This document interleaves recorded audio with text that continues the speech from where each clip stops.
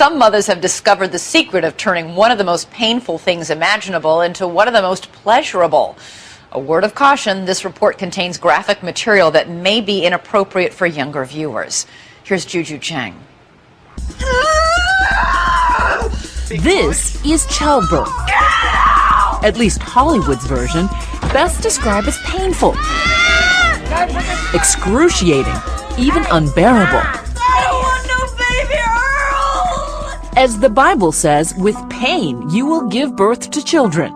But could there be another side of childbirth, a side we never see? This is Amber Haramein labor, and the look on her face says it all. She joins a growing group of women who say instead of agony, childbirth could be ecstasy. Amber actually had an orgasm while giving birth. All of a sudden the orgasm just started rolling through, and it just kept coming, and my whole body was spiraling and rolling, and I was laughing and crying. And you were actually purring. I was purring. It felt amazing. How do you compare that to a sexual orgasm? Well, it's really not any different. Hard to imagine? Amber, a modern dancer, and her husband Nassim, a physicist, were shocked as well. They spent many hours planning for their son's birth under a tree near their home in Hawaii, but they couldn't have predicted what happened next, just after a very simple kiss. Nassim, what was it like watching your wife in this state of ecstasy? Well, it's not like it's unusual. Very good, Nassim. At first I was like, what's going on? She's having an orgasm. The experience didn't have to be a traumatic, painful experience. It could be an experience of ecstatic joy. It could? Deborah Pascali-Bonaro, a childbirth educator for 26 years, says the same organs involved in sexual orgasms are being stimulated during childbirth. In fact, one famous midwife, in a very unscientific poll, claims that 21% of women she surveyed had orgasms during labor. To prove it's possible at all, Deborah made a documentary called Orgasmic Birth. How come I've never heard of that before? Is this just a huge, well-kept secret?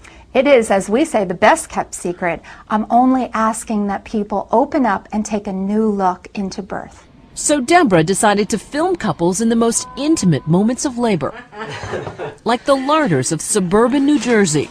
For their second child, Tamara and Simon wanted a natural birth at their home.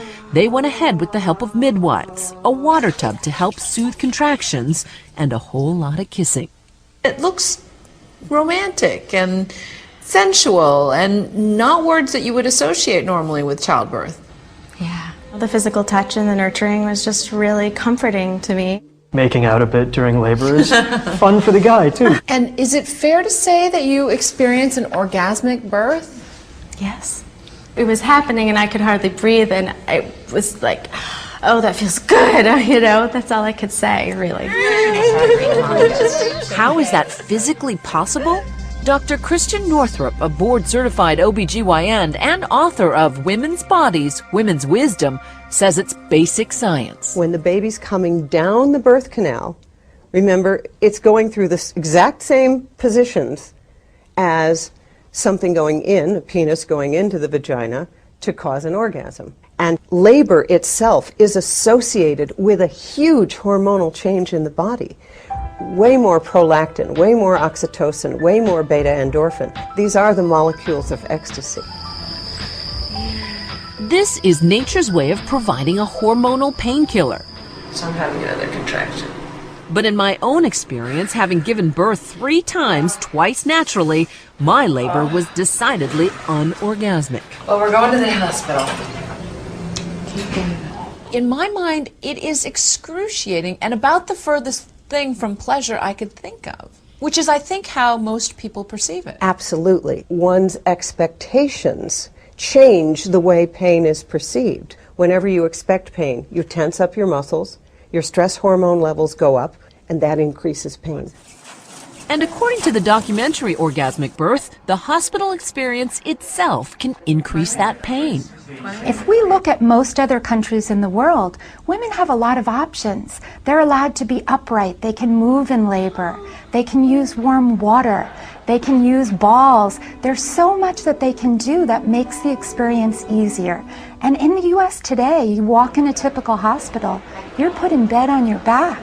That in itself makes labor longer and harder and more painful. I'd like to see hospitals giving women a lot more choices. So the same environment that you would plan for a very sensuous, romantic evening would be what you would want to give birth. She says to even have the possibility of orgasmic birth, women need to lose their fear and their inhibitions. One method, practicing relaxation techniques. For Amber, it was breathing exercises and her own kind of Lamaze. It's not that she doesn't feel pain, she transforms it into what she calls simply sensations.